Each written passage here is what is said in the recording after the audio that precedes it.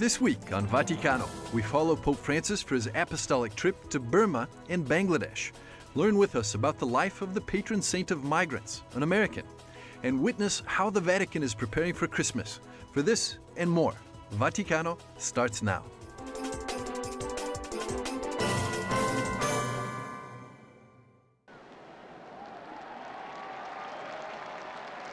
During the Angelus prayer on Sunday following his return from the apostolic voyage to Burma, also known as Myanmar, and Bangladesh, Pope Francis gave thanks to all the people who had welcomed him there.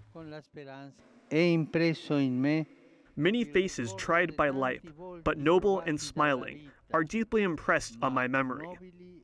I carry all of them in my heart and in my prayers. I am very grateful to the people of Myanmar and the people of Bangladesh. EWTN's correspondent, Edward Pentin, accompanied the pontiff during this apostolic voyage. We caught up with Edward to discover the highlights of the trip. Well, I think the main highlight in Myanmar was basically the fact that he came to visit the government there. It's a half military, half democratic government. It's a fledgling democracy. The fact that he actually came there and the government allowed him to come, I think, was quite substantial. Nearly 90% of the population of Burma is Buddhist. The Roman Catholic community accounts for only 1.2% of the total population.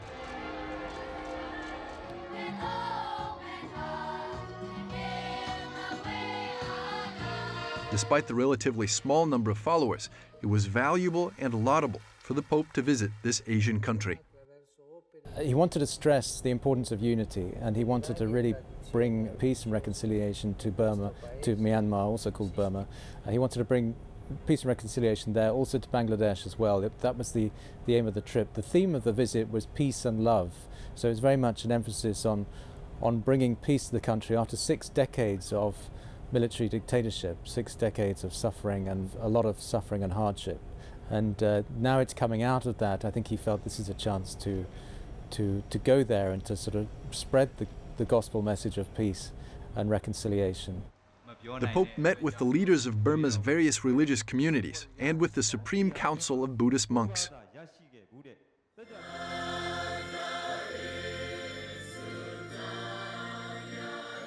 The Holy Father celebrated 2 Masses with the local Catholic community. The Pope celebrated the last Eucharistic celebration in Yangon, dedicating it to the young people. I think 150,000 came to that Mass from all over the country. It is a small minority. The number of Catholics there are very small, but they really turned out and they wanted to see the Pope, and I think they were very grateful for his message again of peace and reconciliation to them. The Holy Father is known for his advocacy for the Rohingya ethnic group that is currently not being recognized as part of the traditional Burmese population and ethnicity. They do not have full citizenship, and many of them have been forced to leave the country.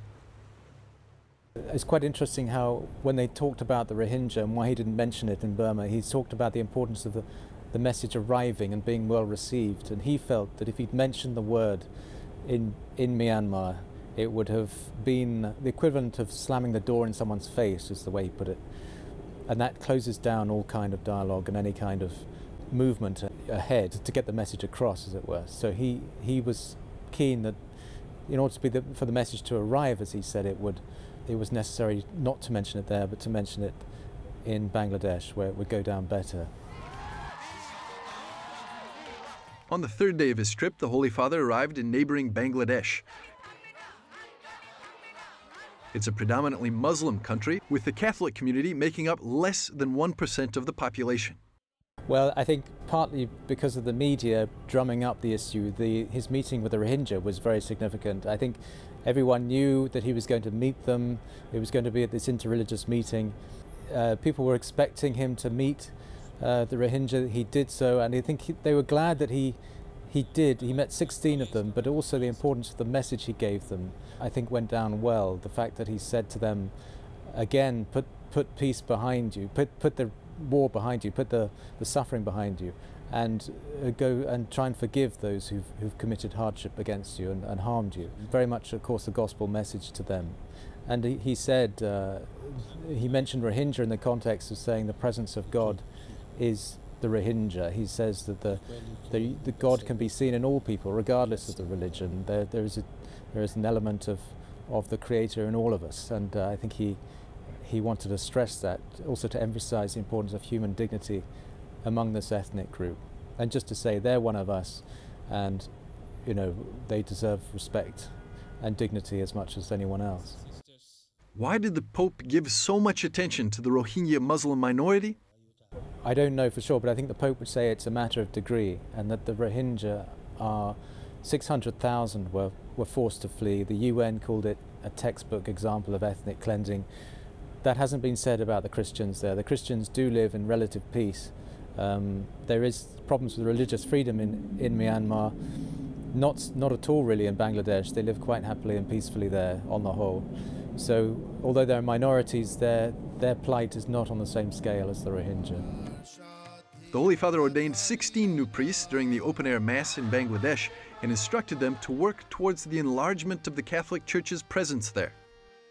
As he's often said, evangelization is not the same as proselytism, and he's against proselytism, which is I think he sees that as a kind of forcibly imposing the faith on others, and in a very sort of verbal way. He says, don't even mention it, try and live it. And he says that evangelization is best done by living the gospel, by example, and that the church grows by attraction, and that's his main message about this. So for him, evangelization is a priority, but interreligious dialogue is part of that, and he sees the dialogue as being in the same sort of field, that it's about attraction, it's about friendship.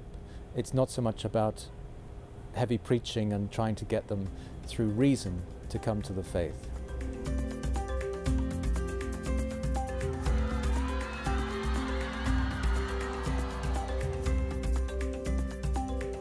During the apostolic trip, the Holy Father delivered 8 speeches, 3 homilies, and celebrated 3 masses.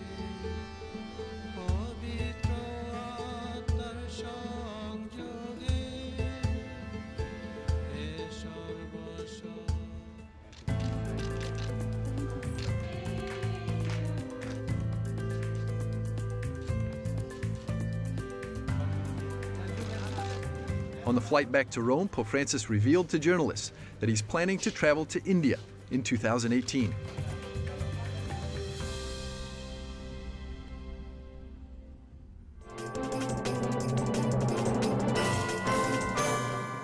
In this month's Pope video, the Holy Father asks to pray for the elderly. Un pueblo que no cuida a los abuelos y no los trata bien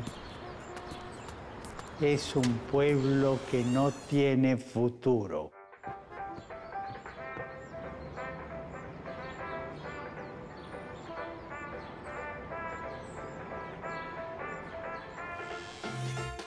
Los ancianos tienen la sabiduría.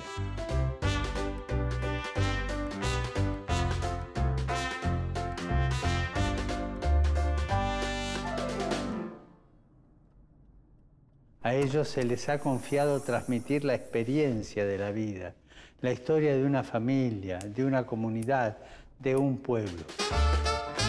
Tengamos presentes a nuestros ancianos para que, sostenidos por las familias e instituciones, colaboren con su sabiduría y experiencia a la educación de las nuevas generaciones.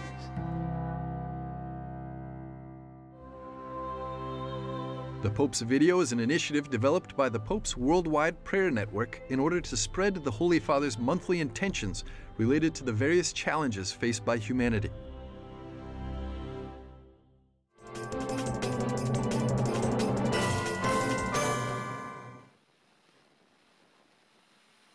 The Palace of Nations in Geneva.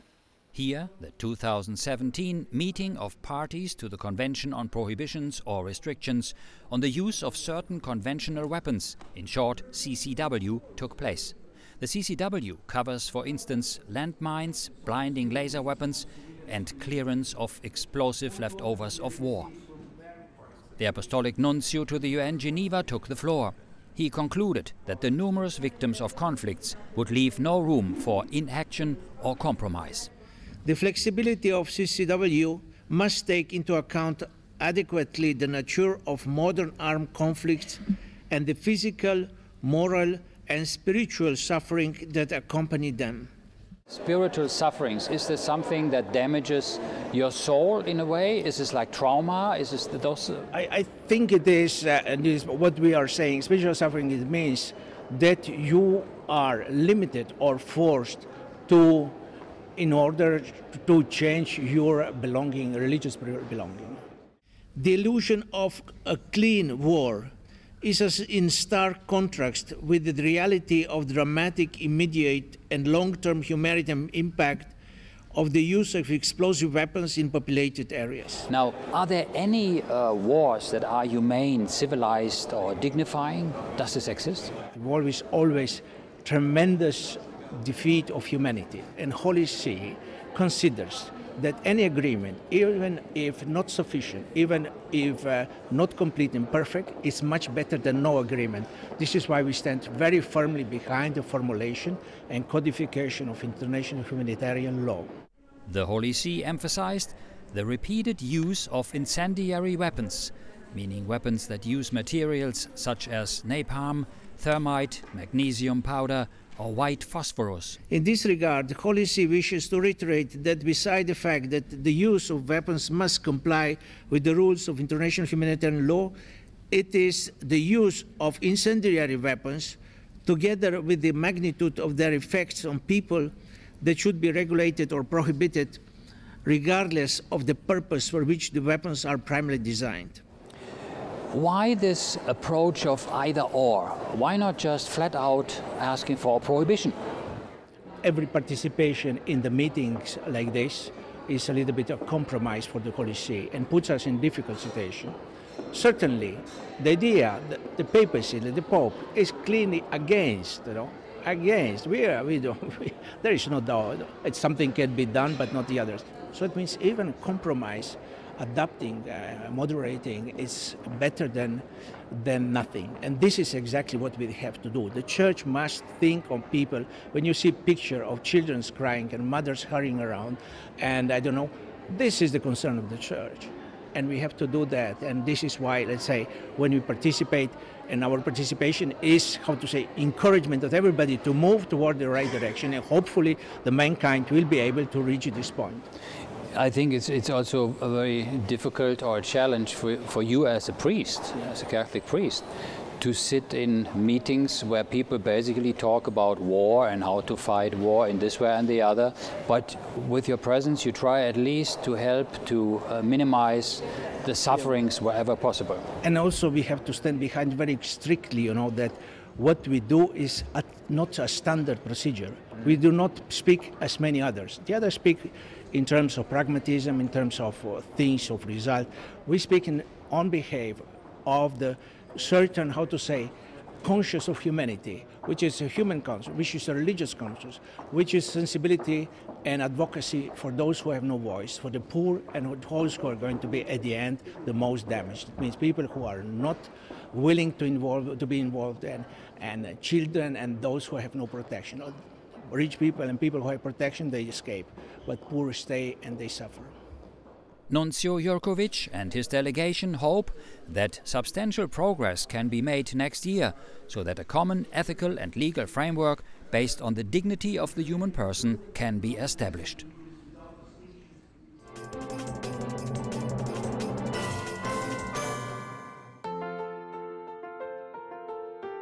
The Missionary Sisters of the Sacred Heart of Jesus are celebrating their big jubilee.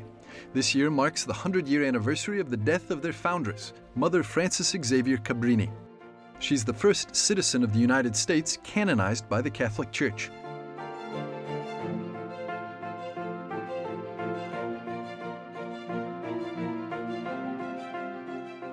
We traveled to the General House of the Missionaries of the Sacred Heart here in Rome to discover more about the life of Mother Cabrini and the activity of the Institute.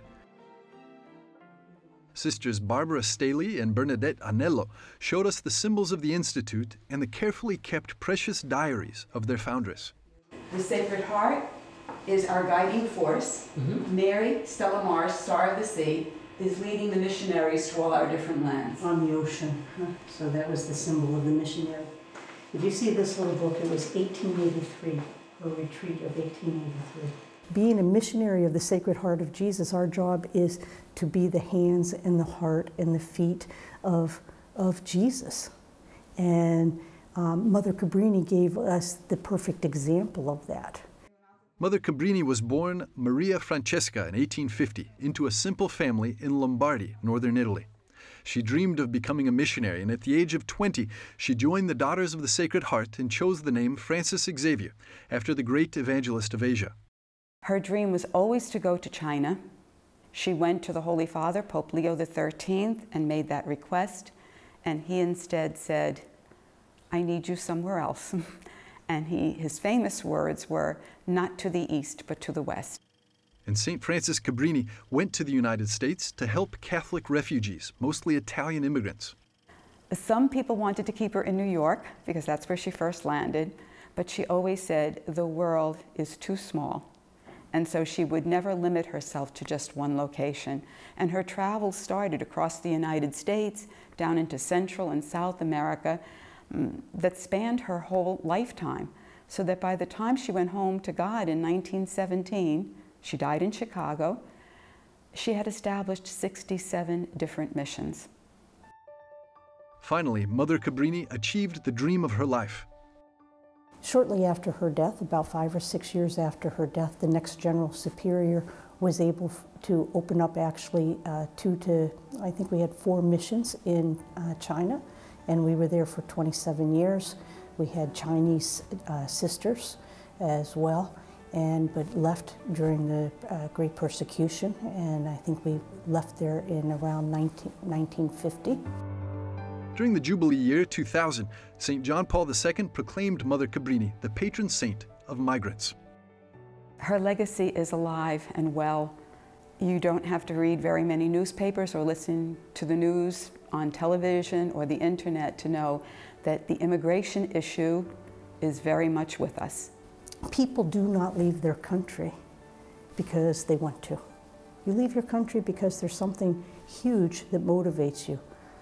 It's desperation of some sort.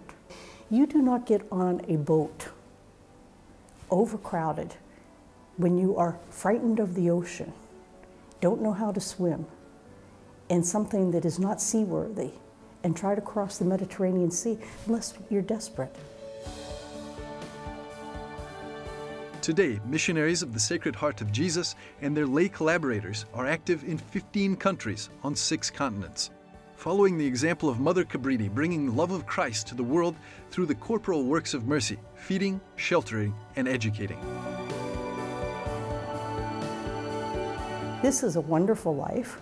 There are many, many young people who give their lives over to Jesus and have religious vocations, and not religious vocations only to cloistered life, because there's something very attractive about cloistered life, I think, to all of us, but active apostolic life where you act as the apostles did.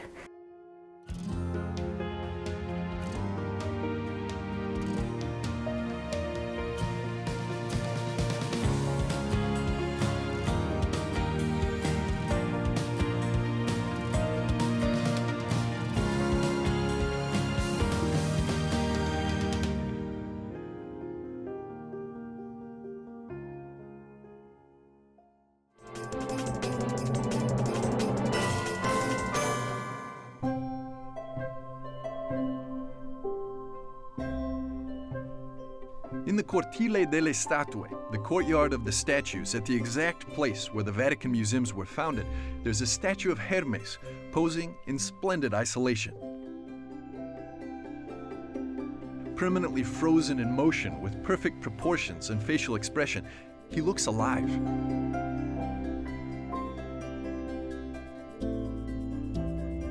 And indeed, this marble Hermes is in movement, so much so that the stone broke as he twisted down towards the left.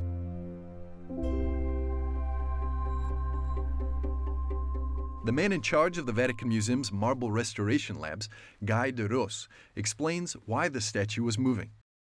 The resin contained inside and used in a previous work of restoration was coming apart. This is a problem due to a support pivot contained inside. The metal of the pivot placed inside during the molding and gluing process of the work was round rather than square as originally. The statue was at risk of collapsing and a rapid intervention was needed. Therefore, what to do? Taking apart the piece is a work rarely done in sculptures and not used anymore. It is preferable to apply the least amount of work on marble to obtain the best result in the process of conservation. And so, in this case, we had to disassemble the sculpture. The rescue operation started in November of 2014 with the generous support of the Northwest chapter of the Patrons of the Arts of the Vatican Museums, and concluded in autumn of 2017, after 3 years of surgically precise efforts. This sculpture makes you tremble just viewing it, and so imagine the feeling of the restorer when he had to place his hands on it. There was a consistent situation of stress by the restorer in touching the skin of such a masterpiece, on which time had built a marvelous coating on it. Once the statue was disassembled, fixed, and reassembled, the restorers carefully cleaned various joints with water and marble powder, and then applied a specially patented protective layer across the entire surface. And now, the statue is shining with its original splendor. Claudia Valeri of the Greco-Roman department of the Vatican Museums told us that the main reason the pagan statue was originally acquired was for the incredible representation of beauty. This statue was found, very probably, at the beginning of 1543 in the area near Castle San Angelo. Because there is a document found that pertains to a payment made to a vineyard owner near Castle San Angelo by Pope Paul III, proving the acquisition of the statue that later on was placed in the Belvedere courtyard inside the Vatican.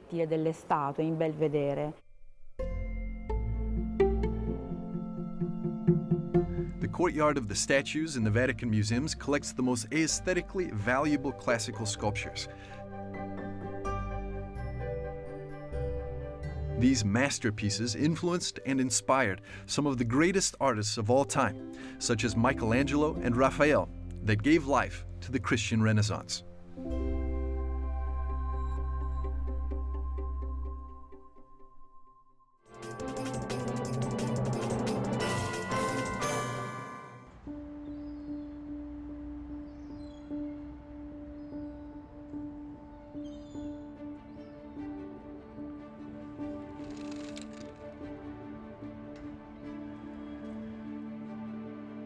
The sun hasn't risen yet above Rome, but already each corner of St. Peter's Square is being carefully cleaned and washed.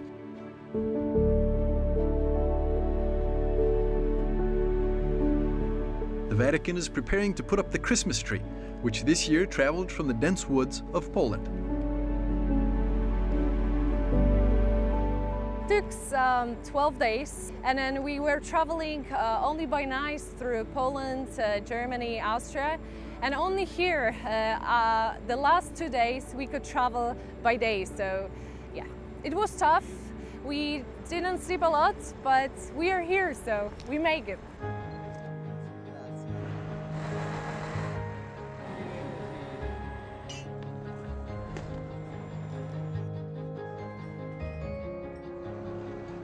Monica Rybka from Old Trans Company is very proud to deliver this giant red fur to the Pope. It's really huge thing. I think not only for me, but for all Polish people. It's really getting warm inside your heart to think that a Polish tree from Polish Mazur, the beautiful region, is gonna be here for all Christmas. The tree is so big that actually at the beginning it wouldn't even fit into the prepared podium. Yeah, it has 28 meters when we cut it. But because of the stand prepared here, it couldn't have 28 because of the diameter of the tree, of the bottom of the tree. It has 1.5 meters, and his is prepared for less than 1 meter. That's why we have to cut it down a little bit. But anyway, it's beautiful. The Polish ambassador to the Holy See, Janusz Kotanski, told us that the tradition of placing the Christmas tree in the Vatican was started exactly 35 years ago by the Polish pontiff. It's only the second Christmas tree which is standing on the St. Peter's Square. Even when the St. John Paul II was Pope, there was only once a Christmas tree. So it's a great news, I hope not only to Polish people, but to Italians and all the Catholics. The Christmas tree from the country of St. John Paul II. The tree, donated by the Polish Diocese of Elk, will be decorating the Vatican throughout the Christmas season.